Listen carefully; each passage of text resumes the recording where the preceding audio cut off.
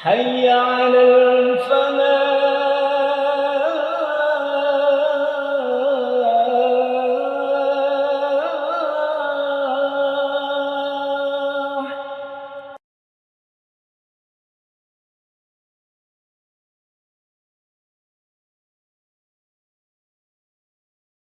Oh ya pesankan gulai kambing langsung.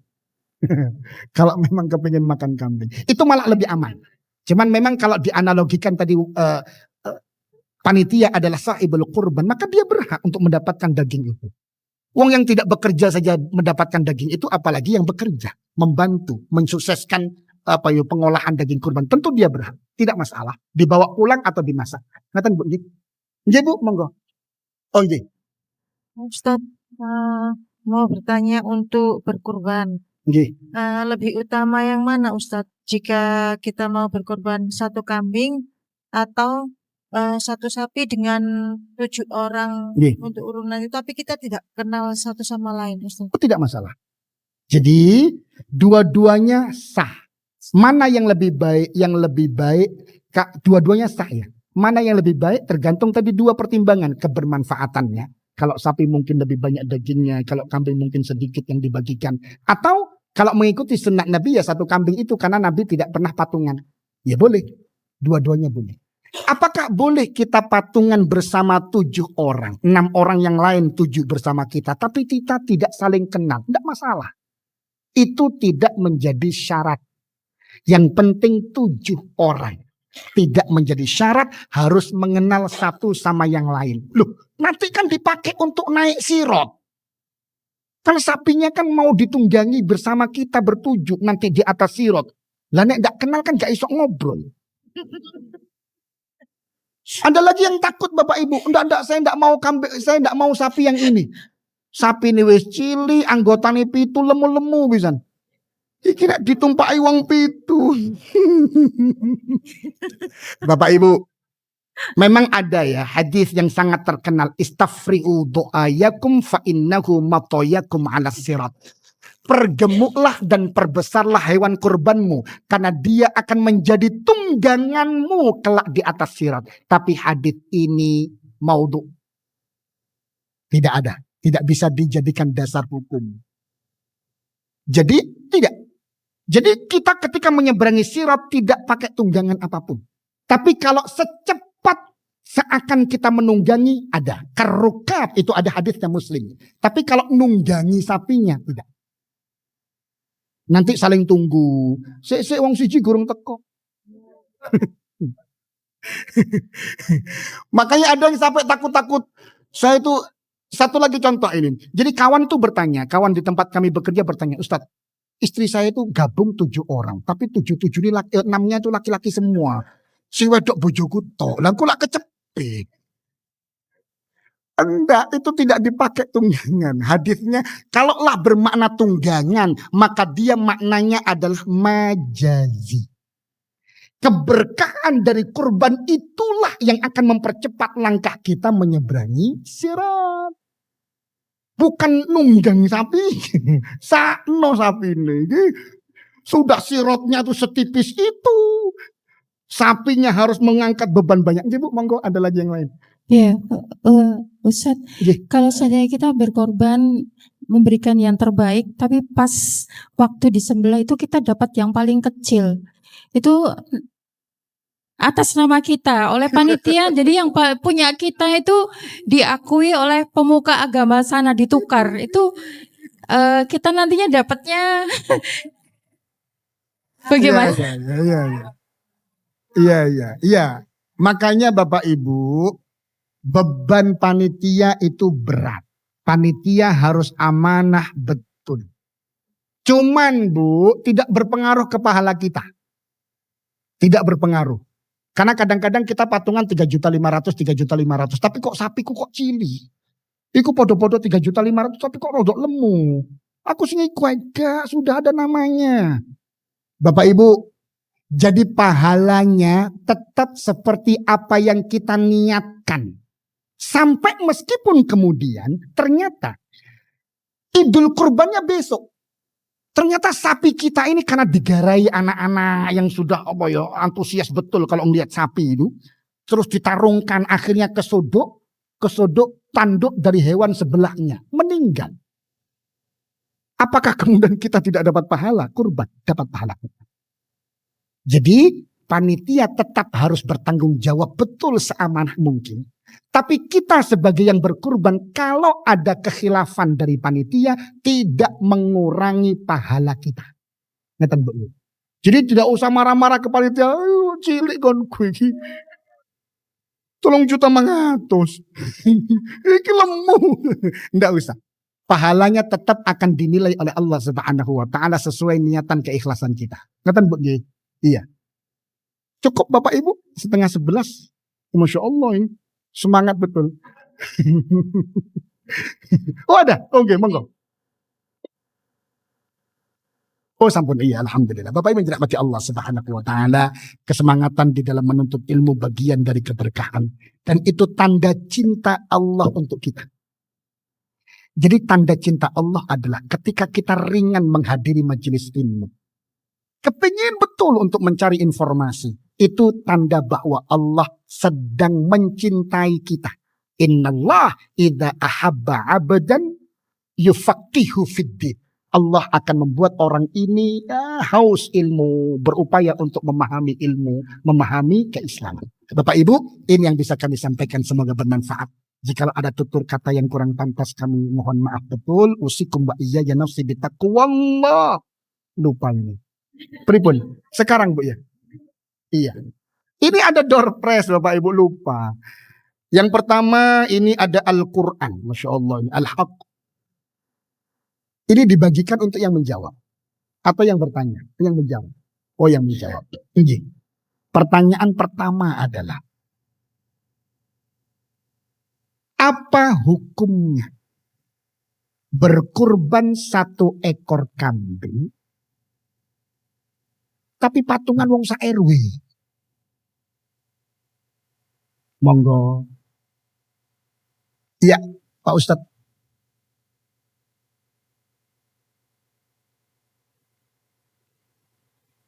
Satu ekor kambing, patungan satu RW.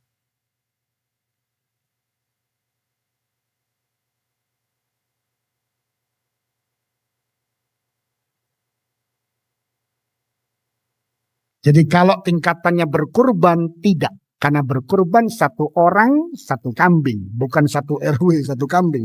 Tapi untuk mengajarkan berkurban, keberkahan dari hewan yang disembelih, itu bisa ya menjadi pahala lah. Tapi tidak sampai berkurban. Tidak sah untuk berkurban. Ya alhamdulillah ini ada Al-Quran. Al-Hajj. Monggo. Al-Haqq. Ini dari para asatidzah.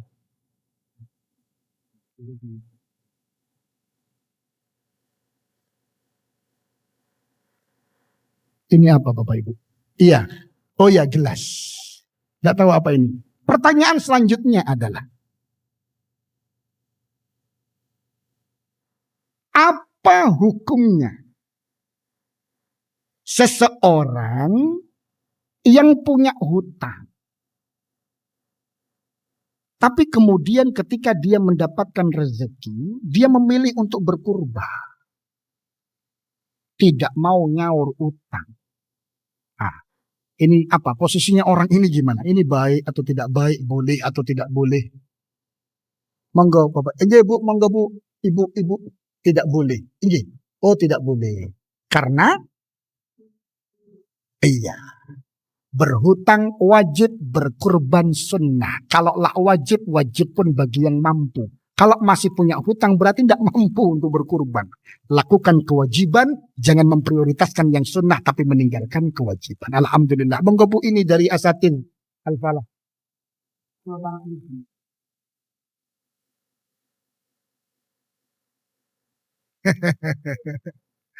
Iya, ini ada jilbab.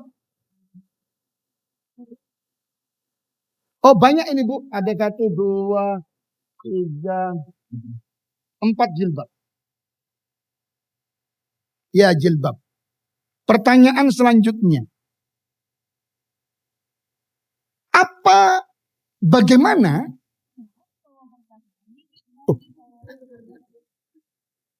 Bagaimana cara kita mengkualitaskan kurban yang kita persembahkan? Kan boleh-boleh saja ya kita berkurban, ya Allah ini saya niatkan untuk anak pertama saya, ya Allah ini saya niatkan untuk ayah saya, ya Allah ini saya niatkan untuk ibu saya.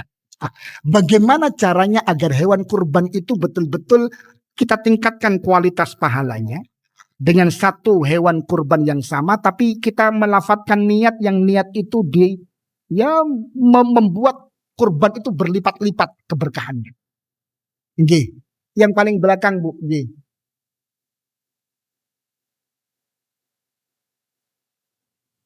Nggih. Nggih.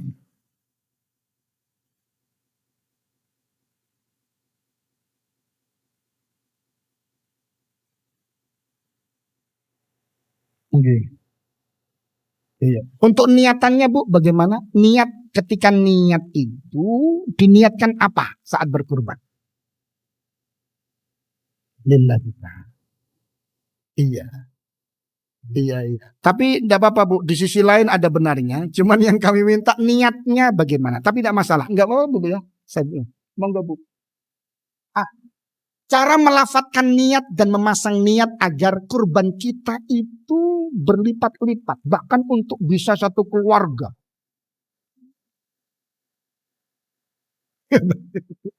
Ada, Bu? Enggak, emang enggak, Bu? Enggak, Ibu yang jilbab putih. Ye. Diniatkan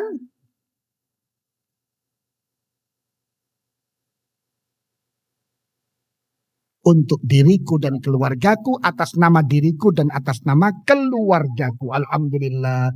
Ini, Bu. Satu, salah. Pertanyaan selanjutnya adalah,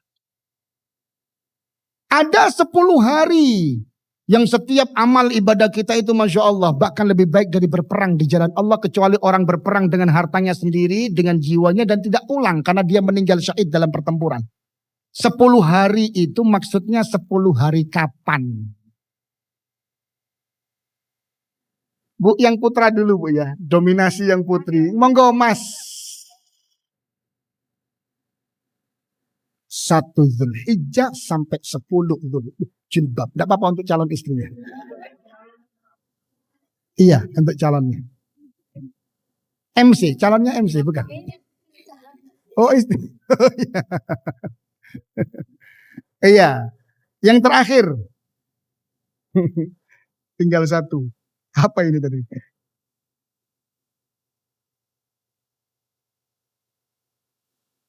Mengapa kita tidak boleh kurban bebek? Ya tentu pastinya bukan karena murahnya. Karena kita kurban kuda pun tidak boleh. Mengapa? Kurban kuda yang mahal tidak boleh, kurban bebek yang murah tidak boleh. Kenapa? Monggo Bapak Ibu.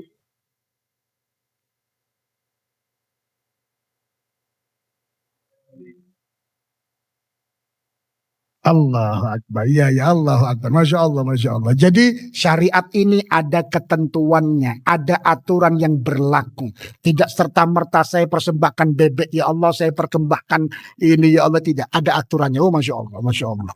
Ini levelnya sudah bukan lagi mu'alaf. Sudah, Masya Allah. Monggo Pak, ini untuk istri ya.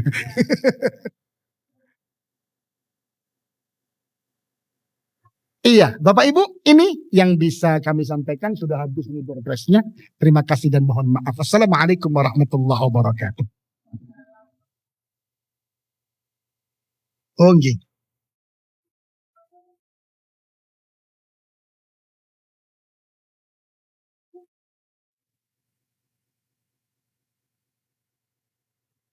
Saya di sini.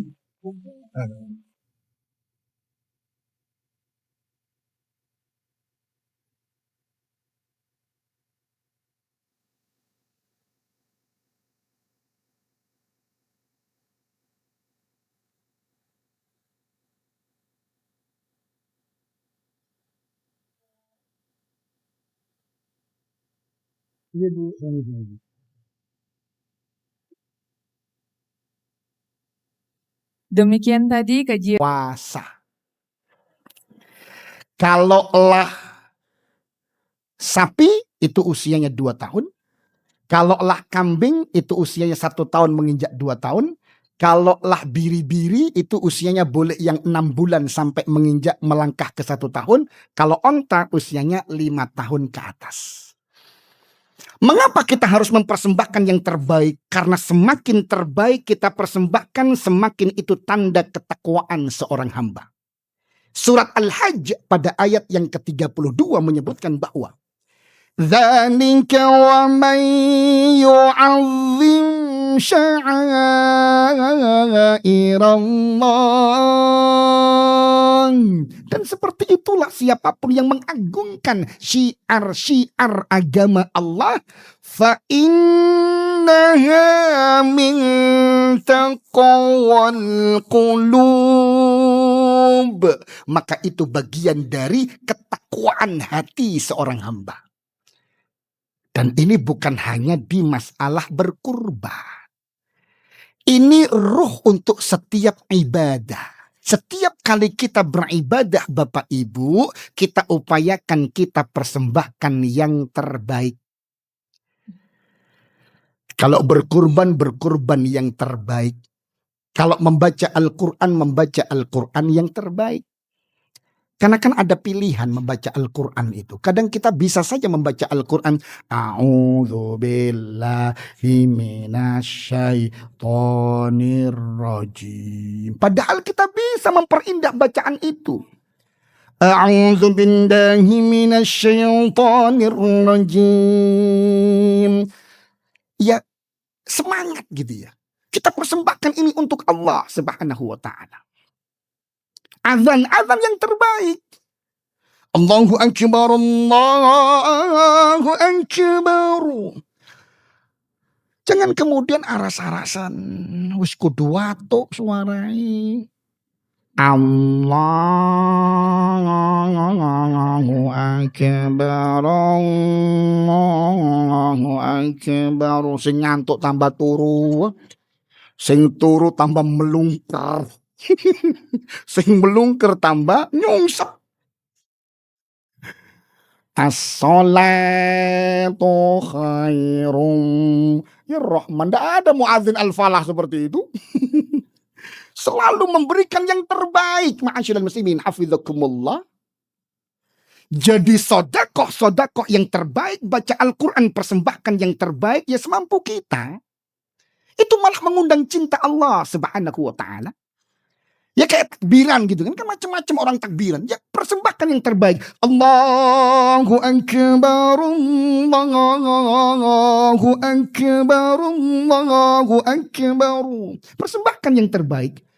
Kan ada anak kecil-kecil biasanya kalau malam jam 11 malam sampai subuh itu Allahu Akbar. Allahu Akbar. Kayaknya itu kudu gemes, turu gak iso turu, ngrungokno takbiran Joko ngene bentuke. Ma'asyiral muslimin hafizakumullah. Ketika ngaji yang terbaik ya seperti Bapak Ibu ini. Ya Rahman. Ngaji fokus betul, diperhatikan betul, kalau ada yang penting dicatat, kalau ada yang kurang paham dipertanyakan. Karena tidak semua orang bisa mengaji sekhusyuk Bapak Ibu yang dirahmati Allah Subhanahu wa taala. Ada yang mengaji titik-titik hilang. Hilang satu hadis. Hilang satu ayat karena ngantuk gitu ya. Ma'asyiral muslimin hafizakumullah. Dzalika wa may yu'azzim sya'airallah fa innaha min taqwal qulub. Mengagungkan syiar agama Allah. Itu bagian dari kualitas ketakwaan seorang hamba. Ngaji yang semangat. Membaca Al-Quran, baca Al-Quran yang terbaik. Kalau memberikan sodakoh yang terbaik. Berbagi baju yang terbaik, berbagi makanan yang terbaik. Seperti itulah kurban juga, berkurbanlah dengan hewan kurban terbaik. Apa hukumnya? Ini penting. Untuk semua kita yang sudah bersyahadah, asyhadu an la ilaha illallah wa asyhadu anna Muhammadar Rasulullah. Maka hukum berkurban bagi kita memang Bapak Ibu, para ulama berbeda pandang. Sekali lagi dalam urusan fikih perbedaan pandang untuk beberapa perkara dan beberapa urusan dalam ijtihadiyah itu wajar. Sebagaimana sholat mengangkat tangan seperti ini atau seperti ini, ada perbedaan-perbedaan yang kita bisa melakukan semuanya karena itu sesuai dengan tuntunan Nabi Shallallahu Alaihi Wasallam. Sebagaimana perbedaan hari raya Idul Fitri yang berbeda satu hari, itu bagian yang wajar dalam pembahasan fikih. Dalam pembahasan fikih itu bagian yang wajar. Termasuk hukum berkurban. Pendapat pertama, hukum berkurban itu sunnah muakkadah. Apa artinya sunnah muakkadah? Dia tidak sampai wajib, tapi hampir wajib. Sunnah yang ditekankan betul untuk dihidupkan. Sunnah yang ditegaskan betul untuk dikerjakan. Itu namanya sunnah muakkadah. Kalau dalam sholat, Bu, ada sholat qobliyah dan ba'diyah. Tapi tidak semua qobliyah ba'diyah itu muakkadah. Misalkan kalau subuh. Subuh itu yang paling ditekankan untuk bisa kita kerjakan meskipun dia sunnah. Itu apa? Qobliyah subuh. Karena dia lebih mahal dari dunia dan seisinya. Kalau maghrib, qobliyah atau ba'diyah yang muakkadah, yang ditekankan dan hampir wajib. Ba'diyahnya. 2 rakaat ba'dal maghrib itu muakkadah. Kalau Isya, mana yang lebih ditekankan sebelum atau setelahnya? Setelahnya, ba'diyahnya. Meskipun memang qobliyahnya juga ada. Tapi yang sampai pada tingkatan muakkadah, sunnah yang hampir wajib dan ditekankan untuk dikerjakan, ba'diyah Isya.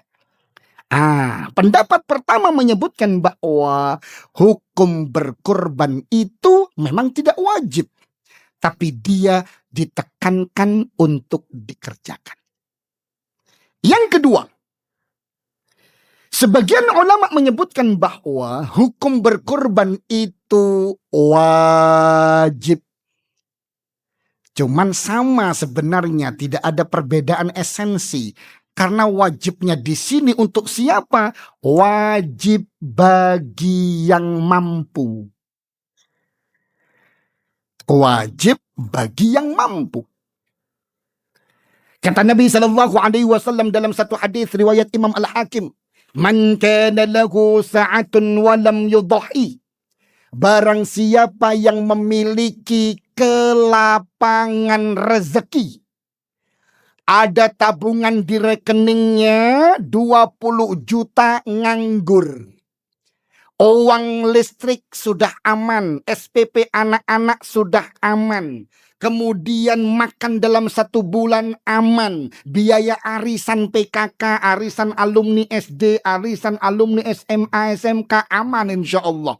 Cicilan-cicilan aman sudah. Untuk bayar air aman. Untuk kuota internet aman. Untuk ngelencer di bulan itu sudah ada dananya. Kok masih ada uang nganggur 20 juta? Maka seharusnya dia wajib berkurban. Ibu yang dirahmati Allah, Bapak yang dirahmati Allah Subhanahu wa ta'ala. Karena dijelaskan dalam hadis ini, man kana lahu sa'atun wa lam yudhi. Barang siapa yang memiliki kelapangan rezeki tapi tidak mau berkurban, apa kata Nabi SAW? Fala yaqrabanna musallana, maka tidak usah dekat-dekat tempat-tempat sholat kami. Soge, tidak mau berkurban, tidak usah dekat-dekat Masjid Al-Falah. Konek ngono aku tak nang masjid Al-Hidayah saja. Sama, itu juga masjid kita. Jadi ketika orang itu kaya, berkecukupan, kok tidak mau berkurban? Kata Nabi SAW, tidak usah dekat-dekat tempat sholat kami. Tidak usah dekat-dekat lapangan tempat kami sholat id. Atau dekat-dekat masjid tempat-tempat sholat kami. Itu kan peringatan keras. Kalau kita dikeluarkan dari umat Nabi SAW dan dianggap bukan bagian dari umat Nabi SAW. Makanya kalau ada kelapangan rezeki, diupayakan untuk berkurban. Meskipun memang ada sebagian yang menyebutkan sunnah muakkadah. Karena dulu, Bu, pernah Abu Bakar As-Siddiq radhiyallahu anhu itu pernah sengaja tidak berkurban. Padahal beliau kaya. Tapi beliau pernah sengaja tidak berkurban hanya untuk memunculkan image bahwa kurban ini tidak wajib. Cuman memang itu sekali. Beliau lebih sering berkurbannya. Maka orang-orang yang kaya boleh sesekali tidak berkurban, tapi lebih sering berkurban. Berkurban, tidak berkurban. Berkurban, tidak berkurban. Dalam durasi waktu 10 tahun, boleh. Tapi kalau lebih banyak ndak kurbannya, ndak kurban, ndak lagi, baru berkurban sekali. Ndak. Abu Bakar As-Siddiq radhiyallahu anhu pernah sekali tidak berkurban untuk memahamkan para sahabat yang lain bahwa memang berkurban ini tidak wajib, tapi beliau hanya sekali saja melakukan itu. Makanya hukum berkurban wajib bagi yang mampu menurut sebagian ulama. Menurut sebagian ulama yang lain dia sunnah. Betul sunnah. Tapi hampir wajib dan kalau bisa memang ditekankan untuk dikerjakan. Selanjutnya. Tadi ayatnya sudah dibaca di surat Al-Hajj pada ayat yang ke-34. Apa yang bisa dikurbankan? Ibu yang dirahmati Allah, bapak yang dirahmati Allah subhanahu wa ta'ala. Tentu ada aturannya. Tidak semua hewan bisa dipersembahkan untuk berkurban. Yang dikurbankan apa ma'asyiral muslimin? Hafidhakumullah sesuai dengan surat Al-Hajj pada ayat yang ke-34. Pertama, biri-biri. Atau biasanya disebut dengan wedus gibas. Tapi tidak enak nih wedus gibas. Yang kedua, kambing Jawa. Yang ketiga, sapi. Dan yang paling mahal adalah onta. Sudah, ini saja. Kalau olah kerbau satu keluarga dengan sapi. Tidak masalah. Apakah boleh kita berkurban dengan seekor ayam? Masyaallah muslimin, hafidhakumullah. Ya, berpahala insya Allah. Karena ayamnya disembelih, dagingnya dibagikan. Berpahala. Ada keberkahan berbagi makan. Tapi nilainya tidak sampai berkurban. Berkurban bebek, ya enggak boleh. Tidak sampai nilai berkurban maksudnya. Tapi kalau kita menyembelih bebek kemudian kita sedekahkan, kita makan untuk keluarga, tentu berpahala. Tapi tidak sampai tingkatan berkurban. Makanya berkurban itu ya hewan-hewan ternak ini ma'asyiral muslimin hafidhakumullah. Bukan karena bebek itu murah, bukan karena ayam itu murah, enggak. Karena kalau kita berkurban gajah pun enggak diterima. Kan gajah mahal. Kuda tidak diterima. Iya, jadi ada aturannya gitu ya. Kalau kuda kan mahal, apalagi kudanya Prabowo. Oh Masya Allah. Itu bisa senilai Alphard berapa kali gitu ya. Bukan karena mahalnya. Jadi ibadah yang kita kerjakan itu karena ada aturannya. Setiap kali setiap mukmin itu mentaati aturan itu. Bukan karena murah atau mahalnya. Tapi mentaati aturan Allah subhanahu wa ta'ala. Itulah yang dinilai cinta kepada Allah. Dan Allah balaskan dengan cinta dan keberkahan. Makanya bu, bapak berkurbannya terbatas pada hewan-hewan ternak ini. Kambing gibas, kambing Jawa, sapi atau kerbau, dan onta. Kalau bebek tidak, kalau ayam tidak, kuda tidak, yang lebih mahal tidak. Ya sekitaran ini saja. Apalagi hanya berkurban perasaan.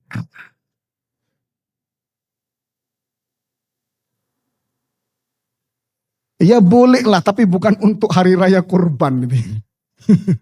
Ma'asyiral muslimin, hafidhakumullah. Dan diupayakan hewannya sehat walafiat. Tidak harus besar, tidak. Yang penting dia musinnah. Musinnah itu dia sudah poel, dia sudah dewasa. Umur-umurnya tadi sudah kami sebutkan. Kalau onta ya minimal 5 tahun melangkah ke 6 tahun. Kalau sapi usia 2 tahun melangkah ke 3 tahun.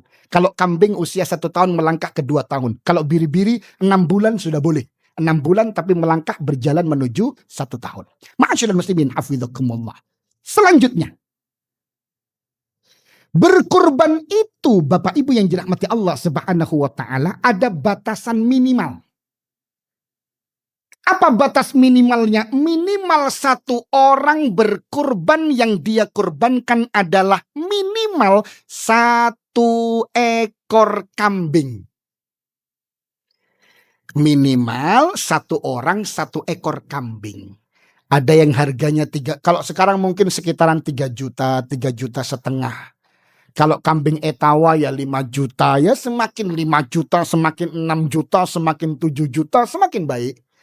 Tapi kalau kita mengambil batas minimal yang penting musinah, ya ada yang sekitaran 3 juta ada, sudah layak untuk dikurbankan. Ada yang kambing kacang itu Bapak Ibu, kan kecil itu ya. Ya itu ada yang 2,5 juta atau 3 juta. Layak. Sah sudah. Yang penting dia dewasa. 1 orang minimal mempersembahkan 1 kambing. Kalau dia memiliki harta lebih, maka alangkah lebih baiknya 1 sapi. Kalau punya harta lagi lebih banyak, tentu 1 ekor onta. Atau 2 kambing, atau 3 sapi, atau 4 onta. Minimal adalah 1 orang, itu 1 ekor kambing.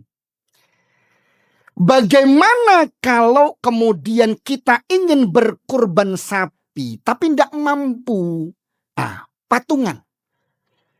Kalau sapi Bapak Ibu, boleh patungan bersama siapa? Maksimal 7 orang. 7 orang untuk beli 1 sapi. Makanya 1 orang membayar 3.500.000, 3.500.000, 3.500.000 dikumpulkan, insya Allah dapat 1 sapi. Itu boleh. Apakah boleh 1 sapi kemudian melebihi batasan 7 orang? Tidak boleh. Dia cuman untuk 7 orang saja. 1 sapi patungan 2 orang tok. Lebih bagus. Karena bayarnya tentu lebih mahal. 1 sapi sendiri, itu paling bagus. 1 sapi ber-3, bagus dan sah. 1 sapi ber-19 orang, ini duduk kurban. Waalaikumsalam warahmatullahi. Jadi Bapak Ibu yang dirahmati Allah Subhanahu wa taala, maksimal 1 sapi ber-7. Kalau onta, 1 onta sendiri Masya Allah, 1 onta ber-2 Masya Allah, 1 onta ber-3 Masya Allah. Maksimal 1 onta untuk 10 orang patungannya. Boleh patungan untuk membeli 1 onta. Terus bagaimana kalau mungkin ibu bapak punya cucu atau punya anak di sekolah yang setiap kali datang hari raya kurban itu diberikan surat edaran. Surat edaran untuk patungan kurban. Ada yang 50.000, ono sing 20.000, sampai akhirnya berkumpul untuk membeli 1 ekor kambing, tapi patungannya sak kelas. Apakah sah? Tidak sah. Tapi apakah tidak berpahala? Tentu berpahala. Wong itu kambing disembelih, dagingnya dibagi-bagikan, berpahala, berbarokah.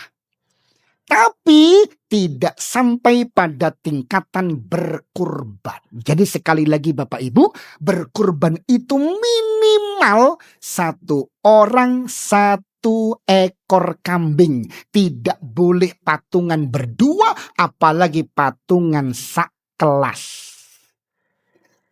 Tapi untuk melatih bagaimana berkurban sambil kita berikan penjelasan anak-anak, kita akan berkurban.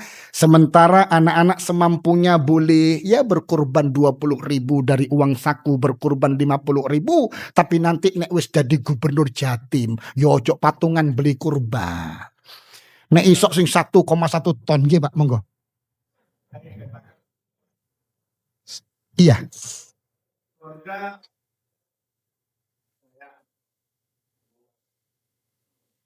Iya. Bapak Ibu dirahmati Allah Subhanahu wa taala. Jadi, bagaimana kalau kemudian satu keluarga urunan untuk beli 1 ekor kambing? Sekali lagi bahwa pembiayaan untuk berkurban itu 1 orang untuk 1 kambing. Tapi begini Bapak Ibu. Untuk keluarga. Bisa saja anak memiliki uang misalkan 500.000. Pa, tak sodakohno. Bukan niatannya patungan kurban. Tapi disodakohkan, diberikan ke ayahnya. 500.000. Ternyata ayah ini punya istri yang solihah betul. Oleh arisan langsung disetor nang bojone. Padahal biasanya oleh arisan itu ya kayak daster lah, kayak jilbab lah, kayak ngelencer lah gitu ya. Tapi ini istri solihah betul Pak, aku oleh arisan 2 juta.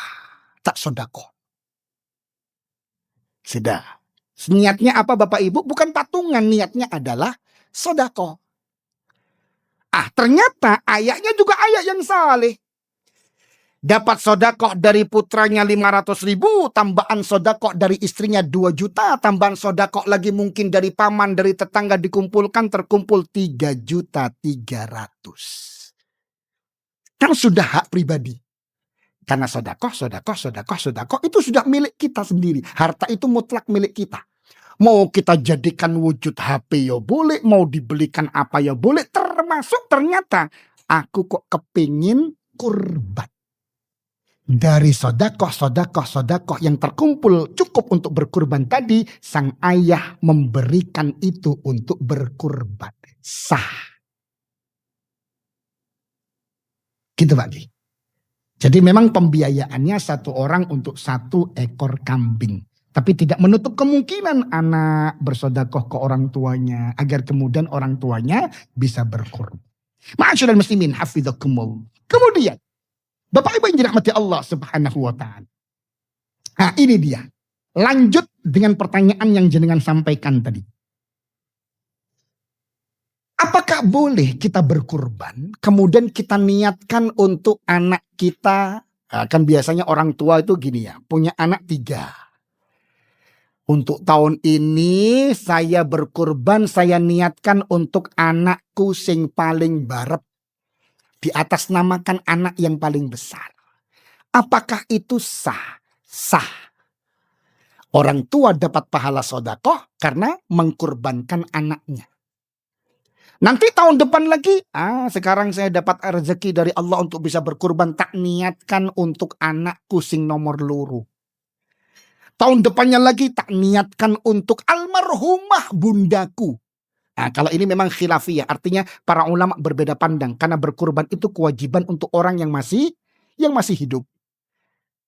Tapi Bapak Ibu, dari niatan ini saya niatkan untuk suamiku, ini saya niatkan untuk anakku, ini saya niatkan untuk orang tuaku yang sudah almarhum.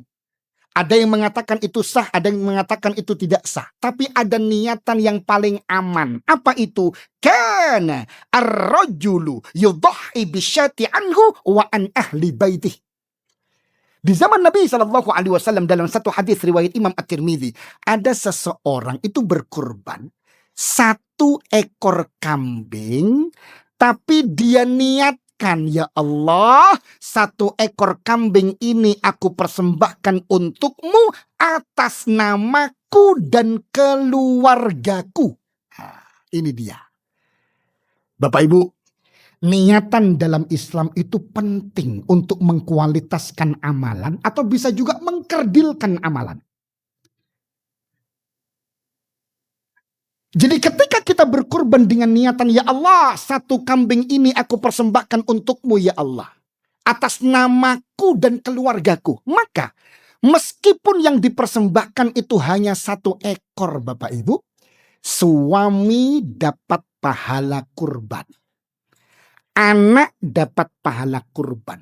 Anak yang 10 orang tadi, semuanya masing-masing dapat pahala kurban. Yang meninggal pun dapat pahala kurban. Orang tua yang sudah almarhum otomatis dapat pahala kurban. Apakah pahala kurbannya 1 kambing dibagi-bagi? Yang 1 dapat pahala ekor, yang 1 dapat pahala tanduk, yang 1 dapat pahala kuku? Tidak. Masing-masing dapat satu pahala, satu kambing kurban. Makanya yang jenengan sampaikan tadi nyambung ketika kemudian ada sedekah dari istri, ada sedekah dari anak. Saya belikan hewan kurban. Ketika menyerahkan ke panitia kurban, sambil diniatkan, dilafatkan kepada Allah, tapi untuk panitia tetap nama yang berkurban ya. Jangan sampai ditulis semua keluarga. Satu kambing, cilik pisan, tulis wong pitu nangkon. Ya sudah yang berkurban saja. Tapi niatannya kepada Allah, ya Allah, ini satu kambing ini aku persembahkan kepadamu dan hanya untukmu atas namaku dan atas nama keluarga. Termasuk Bapak Ibu kalau orang kaya raya, dia beli 3 ekor sapi misalkan. Yang satu sapi untuk anak pertama, satu sapi untuk anak kedua, satu sapi untuk anak ketiga. Ya boleh, sah. Tapi ada niat yang lebih efisien, mendatangkan keberkahan lebih besar. Ya Allah, 3 ekor sapi ini aku kurbankan di jalanmu karena cintaku kepadamu atas namaku dan keluargaku. Maka setiap anggota keluarga dapat pahala kurban berapa Bapak Ibu? Masing-masing dapat pahala 3 ekor sapi. Bandingkan ketika hanya dibagi untuk anak pertama, dibagi untuk anak kedua, ya dapat pahala. Tapi jauh lebih besar ketika diniatkan, ya Allah 3 ekor sapi ini aku persembahkan atas namaku dan atas nama keluargaku. Ma'asyiral muslimin, hafizakumullah. Selanjutnya Bapak Ibu yang dirahmati Allah Subhanahu wa taala. Berkurban 1 ekor sapi. Patungan. Itu lebih baik mana antara berkurban 1 ekor sapi patungan dengan 6 orang yang lain, atau ya kita beli 1 ekor kambing. Ini kadang-kadang menjadi pertanyaan. Saya kepingin berkurban, tapi pilihannya mana yang lebih bagus? Kalau jawaban dua-duanya sah, iya. Kita mau patungan bersama 6 orang beli 1 ekor sapi, itu sah. Atau kita beli sendiri 1 ekor kambing atas nama kita dan keluarga kita, juga sah. Tapi kalau pertanyaannya mana yang lebih baik, ma'asyiral muslimin hafizakumullah, maka itu pilihan. Pertimbangannya pertama adalah kebermanfaatan. Mana lebih bermanfaat, 1 ekor sapi atau 7 ekor kambing? Mana Bapak Ibu? Tergantung kambingnya. Kalau zaman dulu, para sahabat itu kalau berkurban kambing, kambingnya lemu-lemu. 7 kambing itu kalau dikumpulkan, Masya Allah betul, melebihi 1 ekor sapi. Kalau sekarang Bapak Ibu, cilik-cilik. Kadang suara embeknya tuh gak sempurna. Jadi kambing yang gagah, jantan, kokoh itu kan nyaring ya.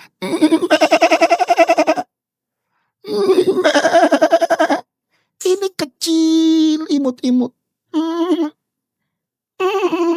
Ngono tok. Digendong 1 tangan itu, ya bisa. Maka kalau urusan kebermanfaatan, mana lebih bermanfaat 1 ekor sapi dengan 7 ekor kambing? Kalau yang sekarang kita hitung, ya tentu 1 ekor sapi. Dagingnya lebih banyak. Kalau kambing yang kurus-kurus itu ya Allah, tulang tok Bapak Ibu.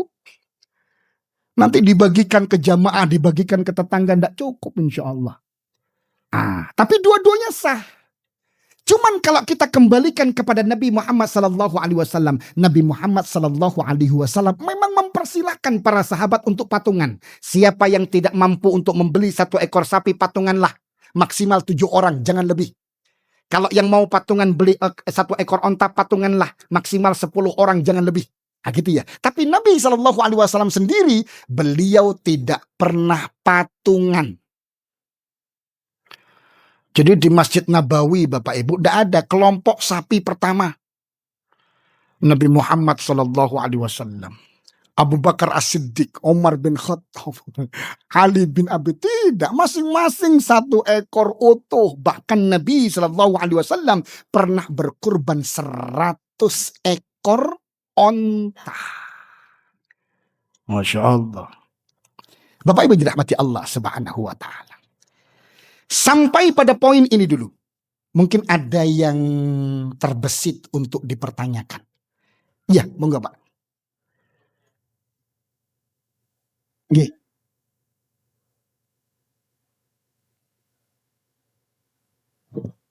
Iya. Oh iya. Bapak Ibu dirahmati Allah Subhanahu wa Ta'ala. Jadi konsep sodakoh itu kan berkurban juga bagian dari sodakoh. Zakat bagian dari sodakoh. Wa ati dzal qurba haqqahu wal miskin wa ibnas sabil. Jadi Bapak Ibu, konsep bersodakoh itu persis seperti obat nyamuk bakar. Utamakan orang yang terdekat.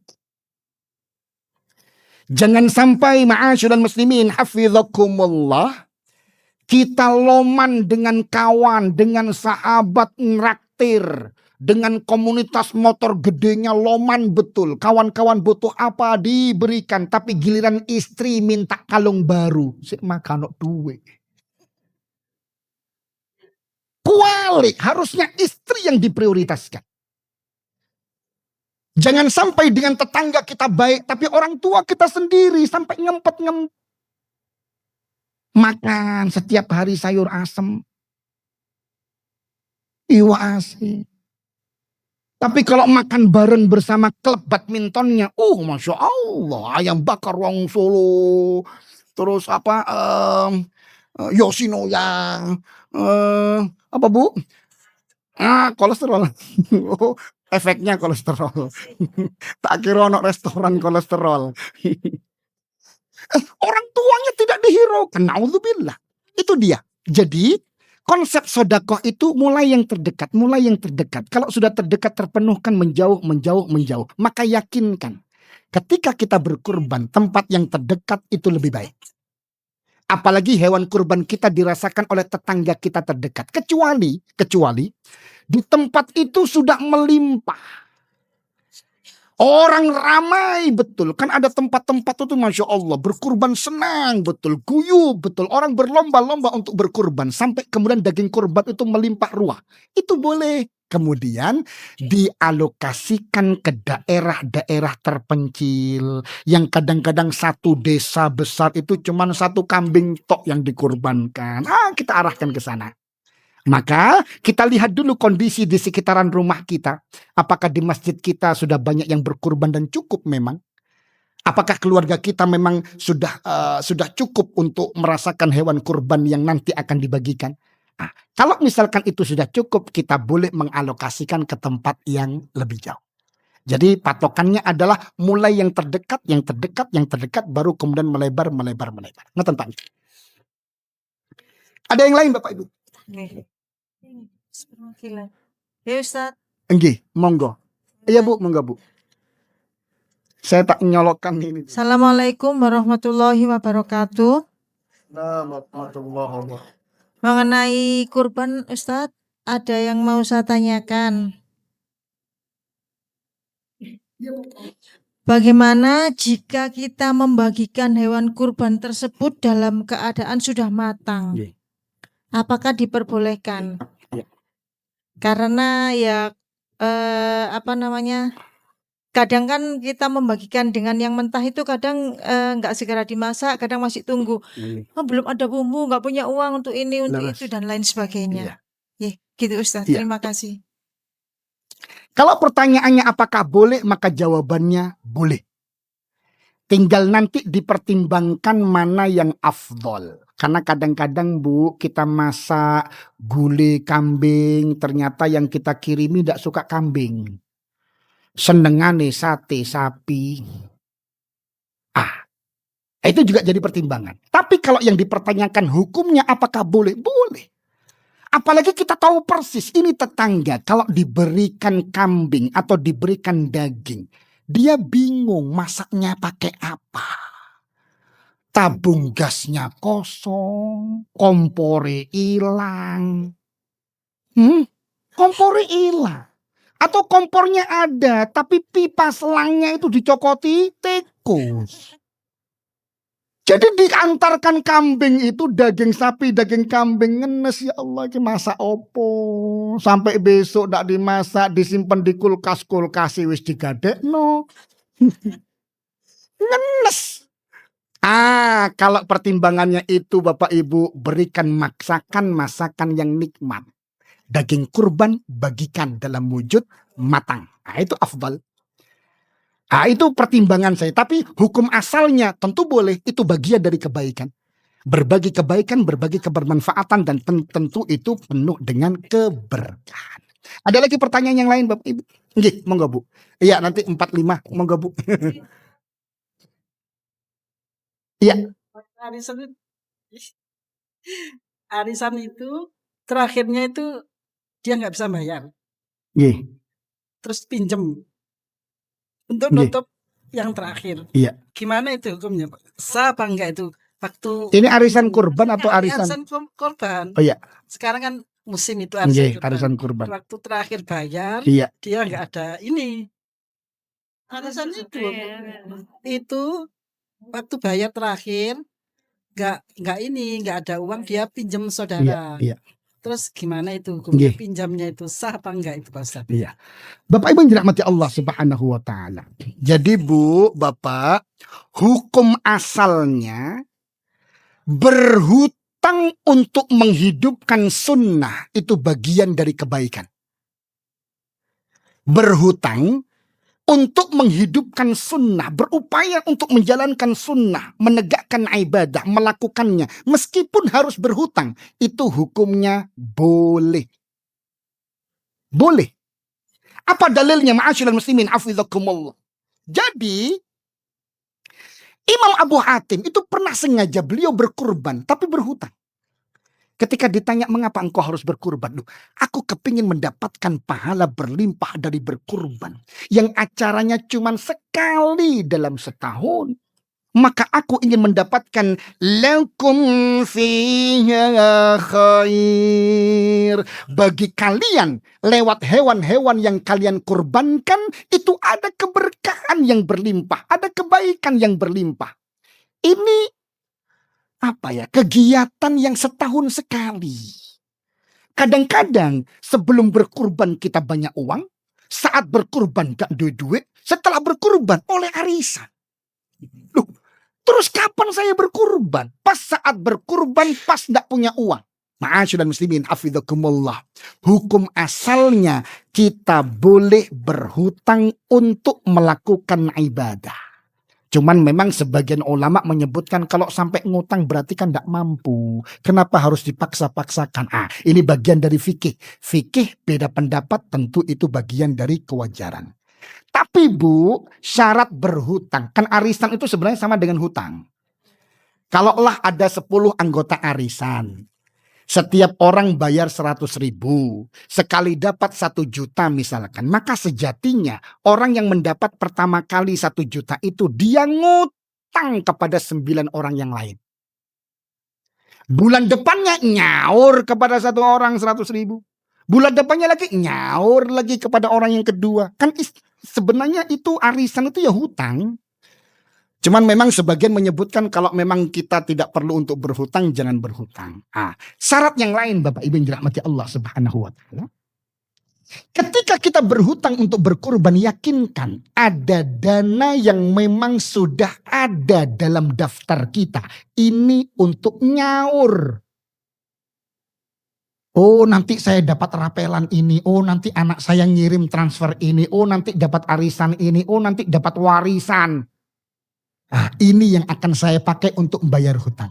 Itu boleh.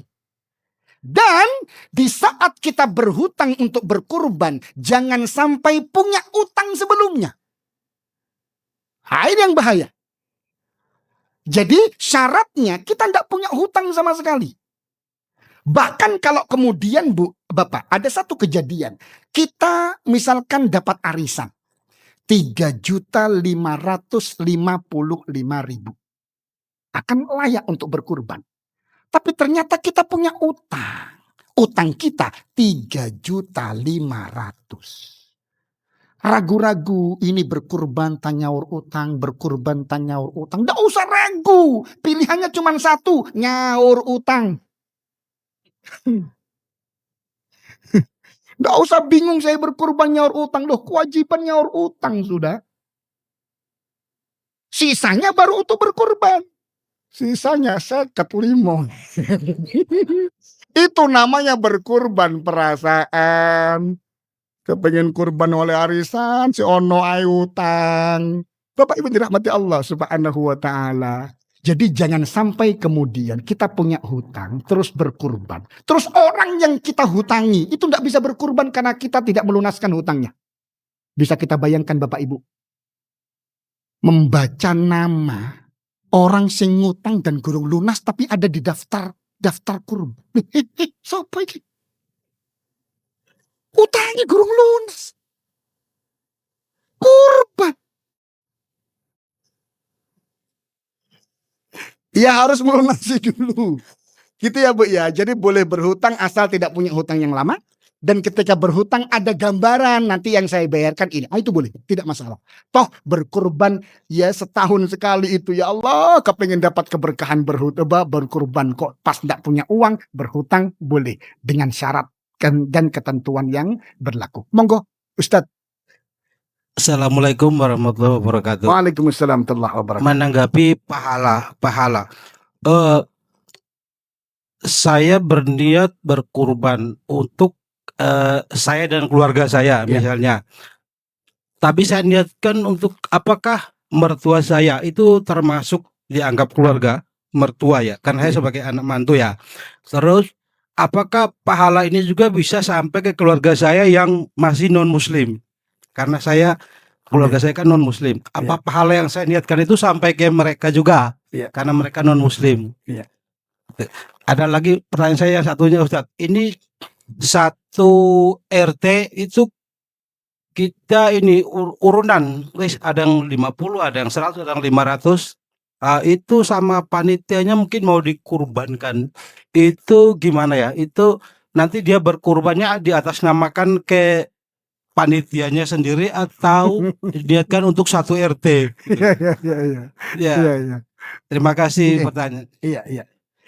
Yang pertama, kita berkurban, jadi pahala siapakah yang berhak mendapatkan pahala dari niat kita? Ya Allah, aku berkurban untukmu atas namaku dan keluargaku. Yang pasti itu keluarga inti. Yang pasti keluarga ke atas, keluarga inti kita dan keluarga bawah. Yang ke samping itu khilafiyah.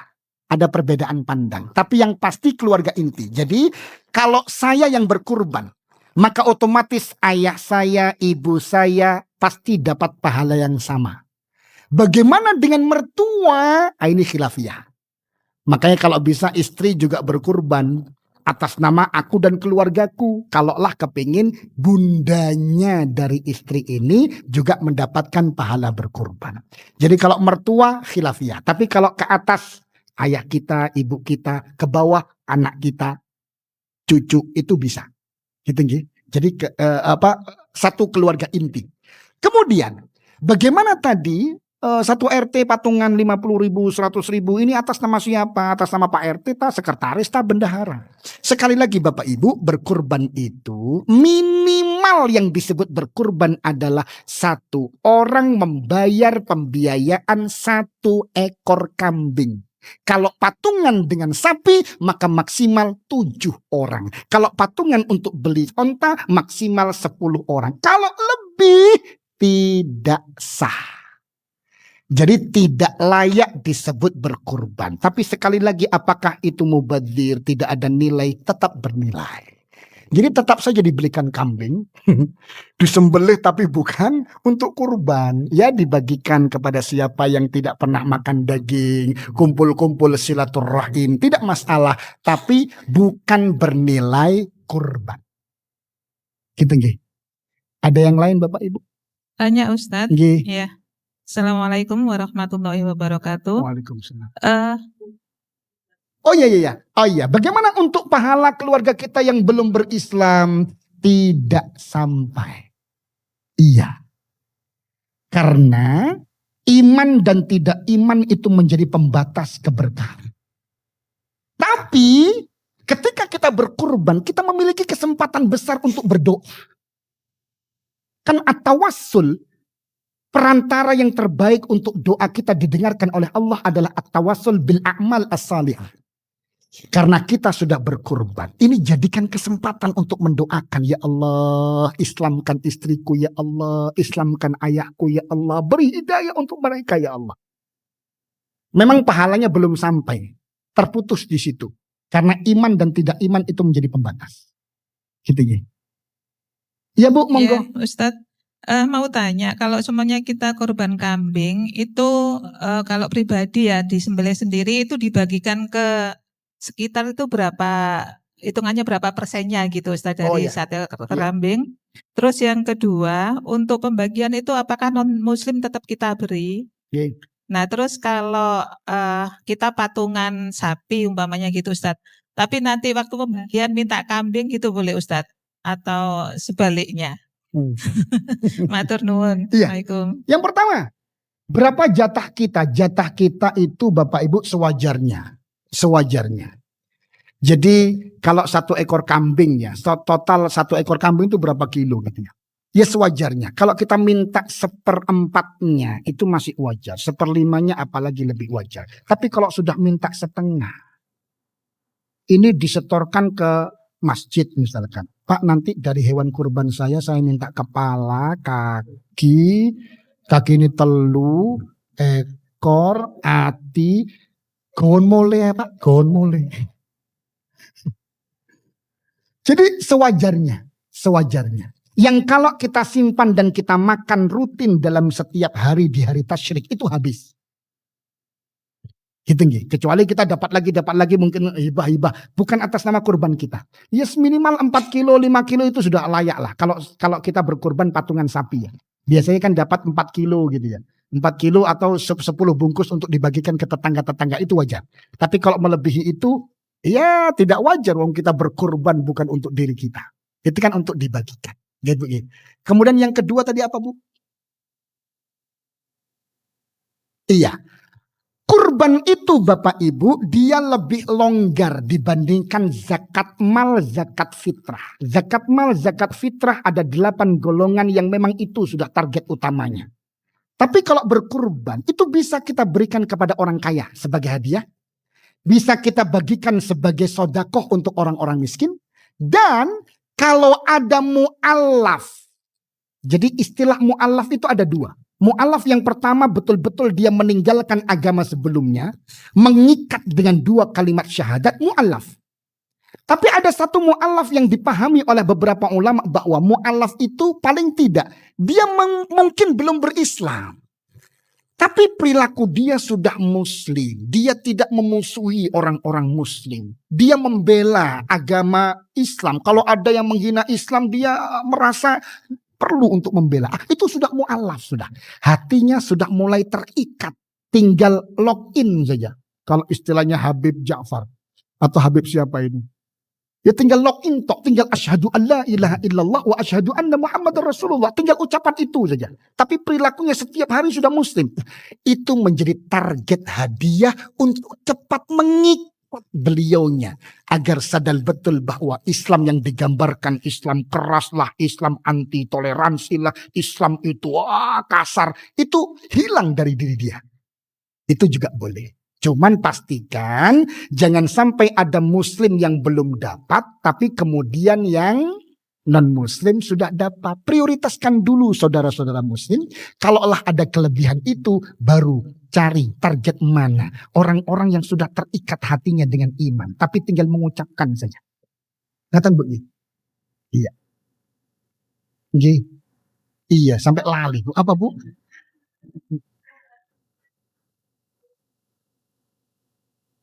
Oh iya, ya ndak. Sunnahnya adalah kita memakan daging kurban dari yang kita kurbankan. Itu sunnahnya.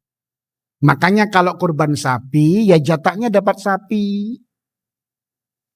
Kurban kambing, ya jatah untuk pribadinya lagi. Entah nanti masjid memberikan hadiah, ya ini daging sapi, ya itu tidak masalah. Tapi untuk jatah pribadi, karena kita berkurban kambing, ya kambing.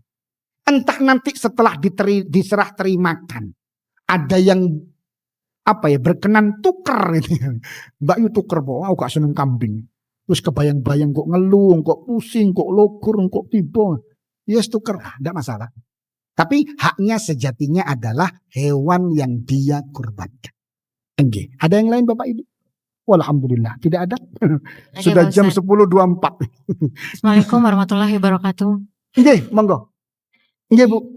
Pak Ustadz mau bertanya, bagaimana hukumnya kalau kita memilih hewan kurban, namun harganya yang kita tunggu paling murah gitu. Kalau perlu yang hari-hari terakhir detik-detik gitu. Kan udah mungkin udah sale 75%. Itu bagaimana hukumnya ya Pak Ustadz? Iya, hukumnya sah. Selama hewan kurban yang disembelih, yang dipersembahkan musinnah atau jad'ah, dewasa. Kan harga itu ya, karena kadang-kadang harga itu permainan waktu. Harga itu permainan ya stok. Semakin stoknya terbatas semakin mahal. Padahal harga normal ya sekian-sekian saja. Itu kan karena kondisi saja. Karena politik, karena apa gitu bisa saja naik. Jadi patokan dari kambing yang kita beli, sapi yang kita persembahkan bukan dari harganya. Yang penting kita mendapatkan sapi yang kita persembahkan, kambing yang kita persembahkan musinnah. Ada Bapak Ibu. Di zaman Nabi SAW itu seorang sahabat itu membeli 2 ekor kambing dengan harga 1 dinar. Padahal harga pasarannya 1 kambing itu 1 dinar. Tapi karena orang ini butuh, dia menjual 1 kambing, 2 kambing itu dengan harga 1 dinar. Itu kan berarti setengah dinar. Ya tentu murah. Ya tidak masalah. Nunggu sampai malam takbiran. Ngecek. Datang lagi ke pasar hewan. Apalagi di hari tasyrik. Masya Allah. Hari tasyrik tanggal 11, 12, 13. 13 tapi hati-hati betul. Batasannya sebelum maghrib. 13 itu sebelum maghrib. Karena setelah maghrib sudah tanggal 14. Jadi kalau yang mepet-mepet harus berhati-hati. Segera disembelih setelah asar. Jangan sampai melampaui setelah maghrib. Ngerti Bu ya? Sah. Oke, Ustaz, kurang satu lagi. Monggo. Misalnya ada perbandingan harga kambing 2.500.000 sama 4 juta misalnya. Iya. Pahalanya berbeda. Lebih banyak pahala yang 4 juta. Semakin gemuk, semakin barokah. Makanya para sahabat itu selalu mempersembahkan hewan-hewan kurban terbaik. Yang gemuk-gemuk, yang seger. Kalau sekarang mungkin pandangan orang berbeda. Sing penting aku kurban. Sing penting kurban. Masya kuru ta. Sing penting kurban. Ya itu sah.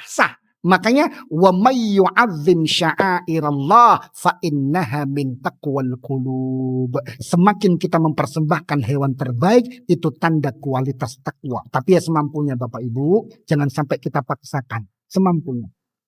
Injil. Ada yang lain? Satu lagi Ustadz, ngapunten. Mumpung ingat.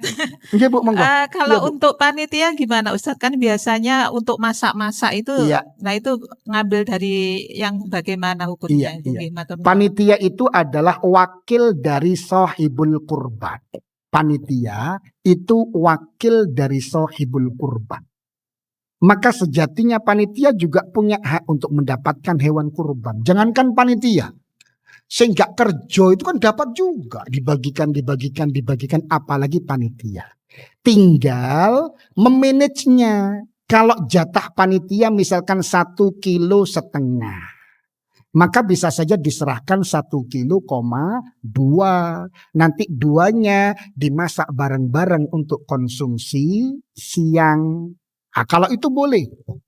Cuman memang ini khilafiyah Bapak Ibu, ini khilafiyah. Makanya lebih aman panitia itu ambilkan dana yang lain, dana yang tidak bersumber dari dana kurban, mungkin dana operasional, ya belikan nasi bungkus.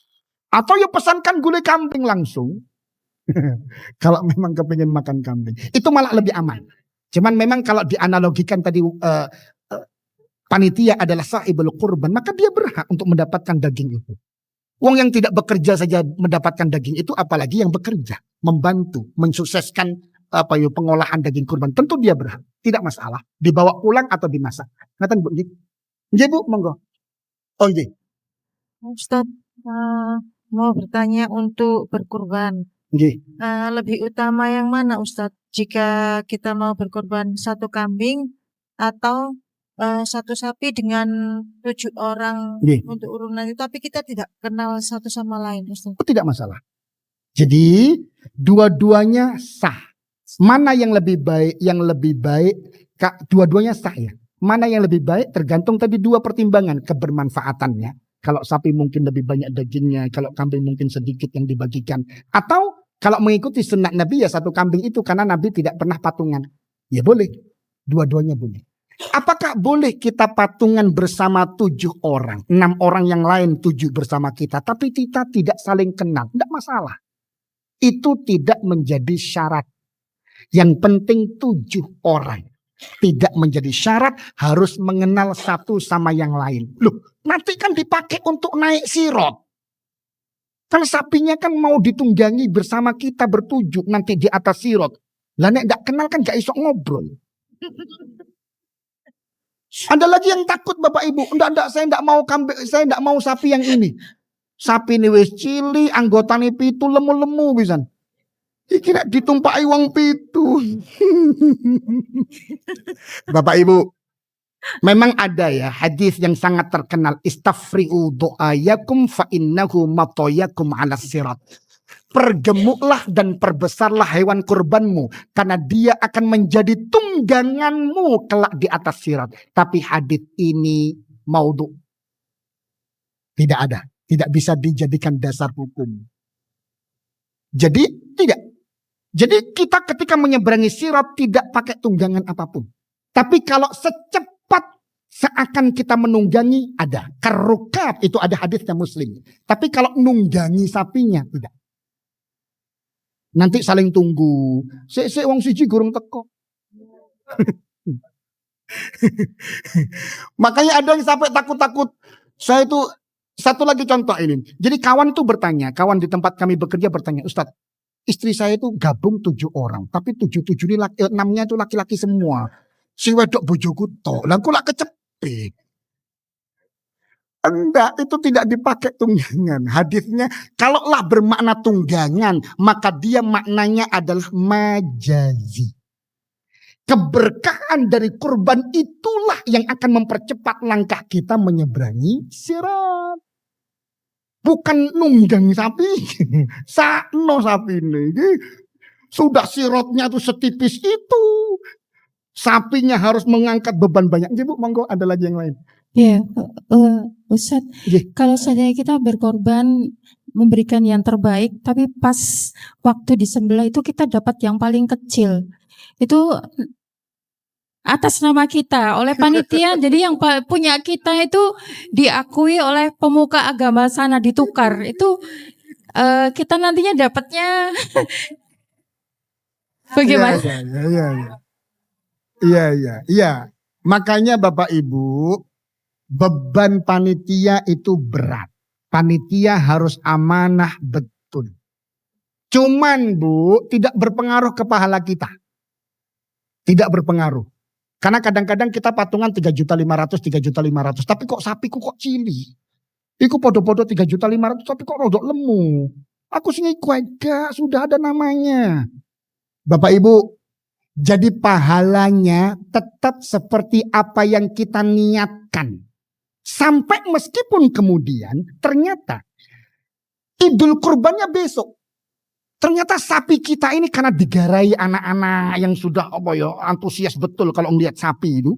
Terus ditarungkan akhirnya kesodok tanduk dari hewan sebelahnya. Meninggal.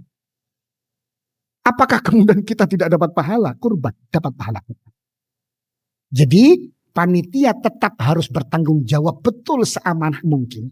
Tapi kita sebagai yang berkurban, kalau ada kekhilafan dari panitia, tidak mengurangi pahala kita. Ngeten Bu. Jadi tidak usah marah-marah ke panitia, ayo cilik kon kowe iki.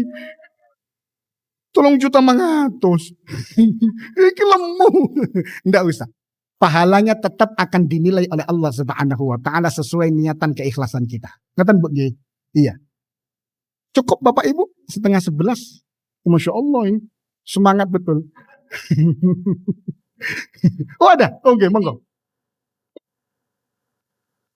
Oh sampun, iya alhamdulillah. Bapak Ibu yang dirahmati Allah Subhanahu wa taala, kesemangatan di dalam menuntut ilmu bagian dari keberkahan, dan itu tanda cinta Allah untuk kita. Jadi tanda cinta Allah adalah ketika kita ringan menghadiri majelis ilmu. Kepingin betul untuk mencari informasi. Itu tanda bahwa Allah sedang mencintai kita. Innallah idza ahabba 'abdan yufaqihu fiddin. Allah akan membuat orang ini haus ilmu, berupaya untuk memahami ilmu, memahami keislaman. Bapak Ibu, ini yang bisa kami sampaikan, semoga bermanfaat. Jika ada tutur kata yang kurang pantas, kami mohon maaf betul. Usikum wa iyya ya nafsi bitaqwallah. Lupa ini. Pripun? Sekarang Bu ya. Iya. Ini ada door prize Bapak Ibu, lupa. Yang pertama ini ada Al-Quran. Masya Allah. Al-Haq. Ini dibagikan untuk yang menjawab. Atau yang bertanya. Yang menjawab. Oh yang menjawab. Ini. Pertanyaan pertama adalah.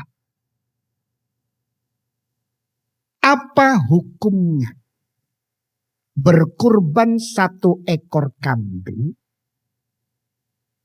tapi patungan wong sak RW? Monggo. Iya, Pak Ustadz.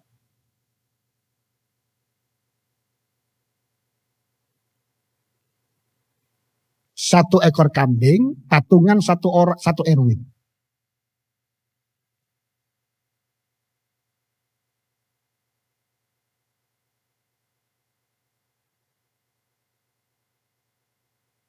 Jadi kalau tingkatannya berkurban, tidak. Karena berkurban 1 orang, 1 kambing. Bukan 1 RW, 1 kambing.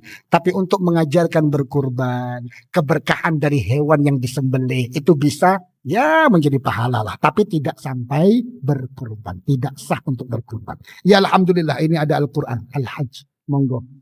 Al-Haqq. Ini dari para asatidzah.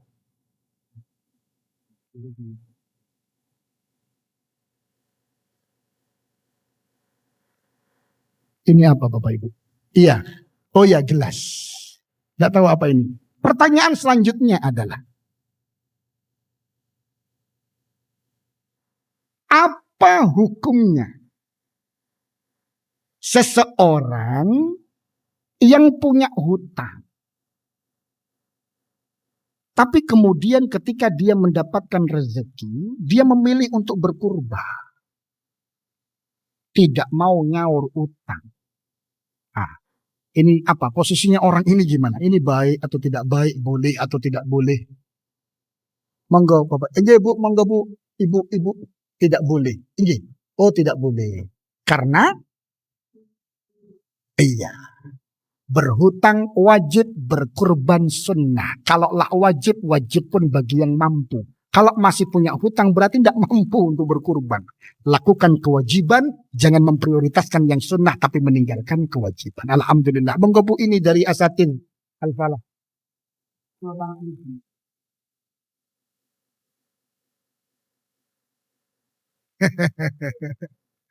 Iya, ini ada jilbab. Oh banyak ini Bu, ada 1, 2, 3, 4 jilbab. Ya jilbab. Pertanyaan selanjutnya. Bagaimana?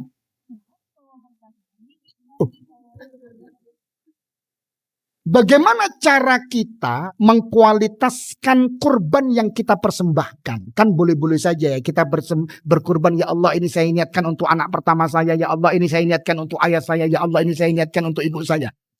Bagaimana caranya agar hewan kurban itu betul-betul kita tingkatkan kualitas pahalanya dengan satu hewan kurban yang sama, tapi kita melafatkan niat yang niat itu membuat kurban itu berlipat-lipat keberkahannya. Nggih. Yang paling belakang, Bu. Nggih.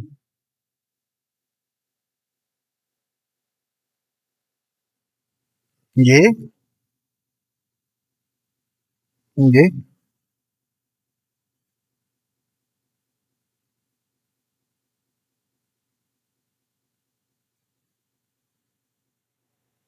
Nggih. Iya. Untuk niatannya, Bu, bagaimana? Niat ketika niat itu diniatkan apa saat berkurban? Lillahi ta'ala. Iya. Iya, iya. Tapi tidak apa-apa, Bu. Di sisi lain ada benarnya. Cuman yang kami minta niatnya bagaimana. Tapi tidak masalah. Enggak mau, Bu, ya. Saya bilang, monggo, Bu. Cara melafatkan niat dan memasang niat agar kurban kita itu berlipat-lipat. Bahkan untuk bisa satu keluarga.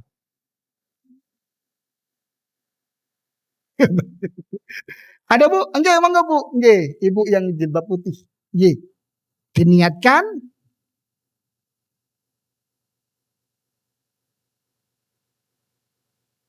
untuk diriku dan keluargaku, atas nama diriku dan atas nama keluargaku. Alhamdulillah. Ini, Bu. Satu, salah. Pertanyaan selanjutnya adalah, ada 10 hari yang setiap amal ibadah kita itu Masya Allah bahkan lebih baik dari berperang di jalan Allah, kecuali orang berperang dengan hartanya sendiri, dengan jiwanya dan tidak pulang karena dia meninggal syahid dalam pertempuran.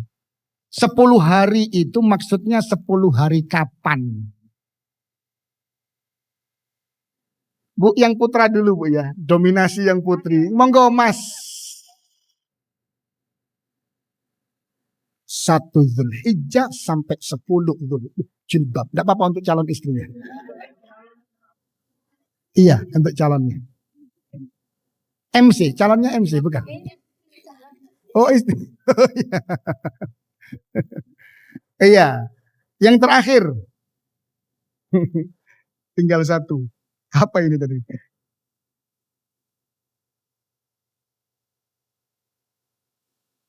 Mengapa kita tidak boleh kurban bebek?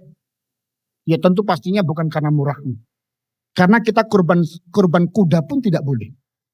Mengapa? Kurban kuda yang mahal tidak boleh, kurban bebek yang murah tidak boleh. Kenapa? Monggo Bapak Ibu.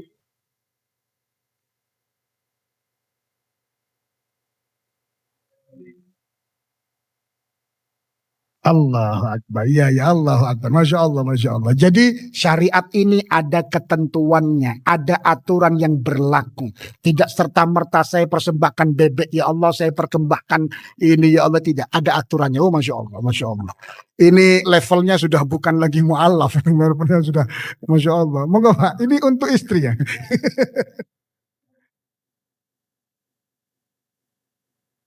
Iya, Bapak Ibu, ini yang bisa kami sampaikan. Sudah habis ini doorpress-nya. Terima kasih dan mohon maaf. Assalamualaikum warahmatullahi wabarakatuh.